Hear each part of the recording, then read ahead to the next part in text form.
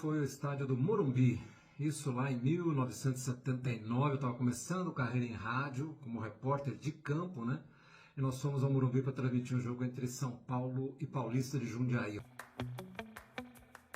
Vou citar aqui um estádio que talvez tenha sido o mais icônico onde eu já trabalhei, né? Eu trabalhei na Copa da Alemanha em 2006, no Estádio Olímpico de Berlim. Ele não só é um estádio bonito, com uma arquitetura mais antiga, mas muito bonito, né? Mas ele é um estádio icônico, né? Se a gente lembrar das Olimpíadas de 1936, já com Hitler, né, no comando da Alemanha, e o Jesse Owens faz o que ele fez naquela prova de atletismo, né? Um negro derrubando todo o mito dos arianos, né? Do homem branco e tal. Então, não sei se é o mais bonito, mas ele é bonito e ao mesmo tempo é o mais icônico no qual eu já trabalhei. É o Pacaembu, em São Paulo. Por quê? Porque ali foi o primeiro estádio onde eu narrei uma partida na televisão.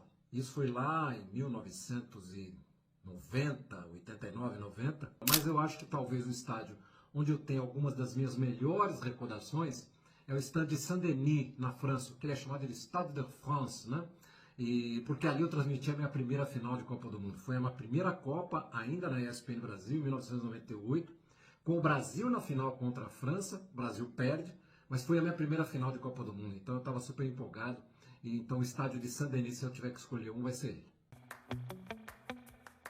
Eu, por exemplo, gostaria muito de ter transmitido um jogo em Portugal. Nunca estive em Portugal para transmitir uma partida. Já visitei muito Portugal, mas não a trabalho e não para transmitir um jogo de futebol.